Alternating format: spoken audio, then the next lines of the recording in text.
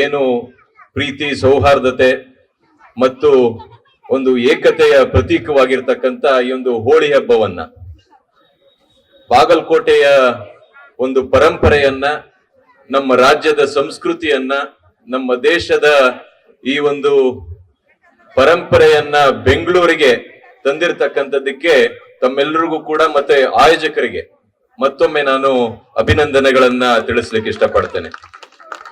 ಬೆಂಗಳೂರಲ್ಲಿ ನೀವು ಅಮೆರಿಕಾದಂಗ ಹಾದ್ಬಿಟ್ಟಿದೆ ಬೆಂಗಳೂರು.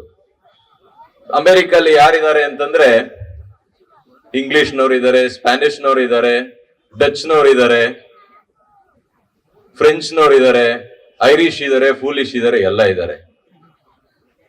ಅವರೆಲ್ಲ ಸೇರ್ಕೊಂಡು ಅಮೆರಿಕನ್ಸ್ ಆಗಿದ್ದಾರೆ. ಬೆಂಗಳೂರು ಅದೇ ರೀತಿ. ಎಲ್ಲಾ ರೀತಿಯ ಜನರು ಕೂಡ ಬೆಂಗಳೂರಿಗೆ ಬಂದು ನೆಲೆಸಿರ್ತಕ್ಕಂಥದ್ದು ನಮಗ್ ಗೊತ್ತಿದೆ. Bengaluru is not made by its infrastructure or by its policy, it is made by people like you. ನಿಮ್ ತರ ಜನ ಬೇರೆ ಬೇರೆ ಕಡೆಯಿಂದ ಬಂದು ತಮ್ಮ ಸಂಸ್ಕೃತಿಯನ್ನ ಬೆಂಗಳೂರಿಗೆ ತಂದಿರತಕ್ಕಂಥದ್ದು. ಬೆಂಗಳೂರದೇ ಆದಂತ ಸಂಸ್ಕೃತಿ ಬಹಳಷ್ಟು ಇಲ್ಲ, ಅದರದ್ದು ಇತಿಹಾಸ ಕೆಲವೊಂದಿದೆ, ಇಲ್ಲ ಅಂತಲ್ಲ. ಆದ್ರೆ ಬಹಳಷ್ಟು ಒಳ್ಳೊಳ್ಳೆ ಜನ ದೇಶದ ನಾನಾ ಕಡೆಯಿಂದ, ರಾಜ್ಯದ ನಾನಾ ಕಡೆಯಿಂದ ಬೆಂಗಳೂರಿಗೆ ಬಂದು ವಲಸೆಗೆ ಬಂದು ಇಲ್ಲಿ ತಮ್ಮ ಜೀವನವನ್ನ ಕಂಡುಕೊಂಡು ತಮ್ಮ ಸಂಸ್ಕೃತಿಯನ್ನು ಇಲ್ಲಿಗೆ ಬೆರೆಸಿರ್ತಕ್ಕಂಥದ್ದು ಬಹಳ ಒಂದು ಸಂತೋಷದ ಸಂಗತಿ. ಅದರಲ್ಲಿ ಬಾಗಲಕೋಟೆಯ ಈ ಒಂದು ಸಂಸ್ಕೃತಿಯನ್ನ ತಾವೆಲ್ಲರೂ ಕೂಡ ಬೆಂಗಳೂರಿಗೆ ತಂದಿರತಕ್ಕಂಥದ್ದು.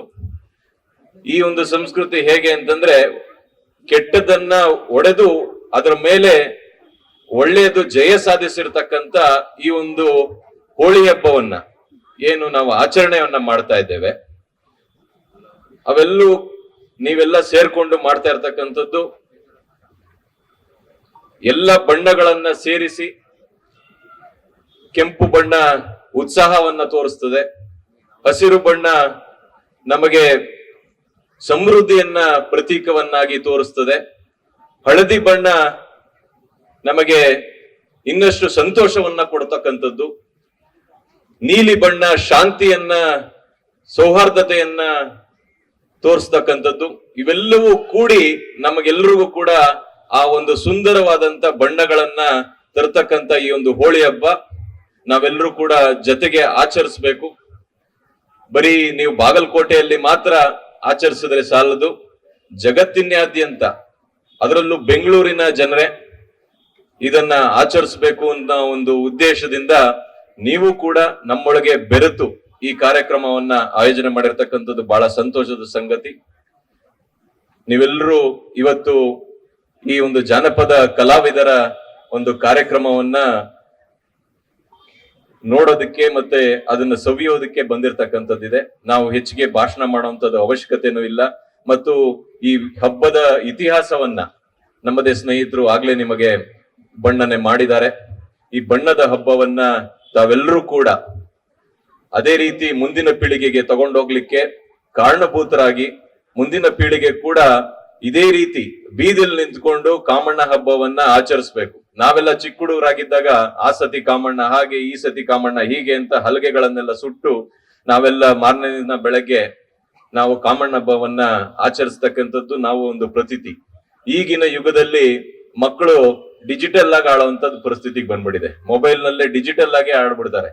ಆದ್ರೆ ಬೀದಿಗೆ ನಿಂತ್ಕೊಂಡು ಬಣ್ಣಗಳನ್ನ ಒಬ್ಬರ ಮೇಲೆ ಒಬ್ರು ಎರಚಿ, ನಮ್ಮ ಮನಸ್ಸಿನಲ್ಲಿರ್ತಕ್ಕಂಥ ದುಃಖ, ಯಾವುದೇ ಒಂದು ವೈಮನಸ್ಯ ಎಲ್ಲವನ್ನ ನಾವು ಬದಿಗಿಟ್ಟು, ಯಾವುದೇ ಒಂದು ಜಾತಿ ಭೇದ, ಭಾಷೆ, ಪ್ರಾಂತ್ಯ ಎಲ್ಲವನ್ನ ಬದಿಗಿಟ್ಟು ಒಟ್ಟಿಗೆ ಆಚರಿಸ್ತಕ್ಕಂಥ ಈ ಒಂದು ಹಬ್ಬವನ್ನ ನೀವು ನಮ್ಮ ಮನೆಗೆ ತಂದಿರ್ತಕ್ಕಂಥದ್ದು, ಬೆಂಗಳೂರಿಗೆ ತಂದಿರ್ತಕ್ಕಂಥದ್ದು ಅತ್ಯಂತ ಸಂತೋಷ ತಂದಿರ್ತಕ್ಕಂಥ ಒಂದು ವಿಷಯ.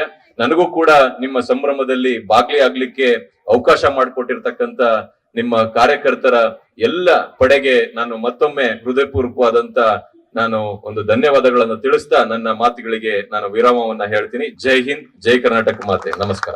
Karnataka TV leader awards 2025 best MLA nomination Bengaluru ವಿಭಾಗ ಎಸ್ಆರ್ ವಿಶ್ವನಾಥ್ ಯಲಹಂಕ ಕ್ಷೇತ್ರ, ಪ್ರಿಯಾ ಕೃಷ್ಣ ಗೋವಿಂದರಾಜನಗರ ಕ್ಷೇತ್ರ, ಎಚ್ಸಿ ಬಾಲಕೃಷ್ಣ ಮಾಗಡಿ ಕ್ಷೇತ್ರ, ಸತೀಶ್ ರೆಡ್ಡಿ ಬೊಮ್ಮನಹಳ್ಳಿ ಕ್ಷೇತ್ರ, ಉದಯ್ ಬಿ ಗರುಡಾಚಾರ್ ಚಿಕ್ಕಪೇಟೆ ಕ್ಷೇತ್ರ. ಎಸ್ ರಘು, ಸಿವಿರಾಮನ್ ನಗರ ಕ್ಷೇತ್ರ. ರಿಜ್ವಾನ್ ಅರ್ಷದ್, ಶಿವಾಜಿನಗರ ಕ್ಷೇತ್ರ. ಎನ್ಎ ಆರಿಸ್, ಶಾಂತಿನಗರ ಕ್ಷೇತ್ರ. ಶರತ್ ಬಚ್ಚೇಗೌಡ, ಹೊಸಕೋಟೆ ಕ್ಷೇತ್ರ. ಧೀರಜ್ ಮುನಿರಾಜು, ದೊಡ್ಡಬಳ್ಳಾಪುರ ಕ್ಷೇತ್ರ. ಎನ್ ಶ್ರೀನಿವಾಸಯ್ಯ, ನೆಲಮಂಗಲ ಕ್ಷೇತ್ರ. ಎಂ ಕೃಷ್ಣಪ್ಪ, ಬೆಂಗಳೂರು ದಕ್ಷಿಣ ಕ್ಷೇತ್ರ. ಕರ್ನಾಟಕ ಟಿವಿ ವಾಟ್ಸ್ಆಪ್ ಚಾನೆಲ್ ಮೂಲಕ ವೋಟ್ ಮಾಡಿ ಹಾಗೂ ಇವರಲ್ಲಿ ಬೆಸ್ಟ್ ಎಂಎಲ್ಎ ಯಾರು ಕಮೆಂಟ್ ಮಾಡಿ ಅಲ್ವಾ. ಪ್ರತಿದಿನ ನಮ್ಮ ಜೀನಿ ಸ್ಲಿಮ್ ನ ಯೂಸ್ ಮಾಡಿ ಯಾವುದೇ ಸೈಡ್ ಎಫೆಕ್ಟ್ ಇಲ್ದಂಗೆ ನೀವು ಸಣ್ಣ ಆಗ್ತೀರಾ.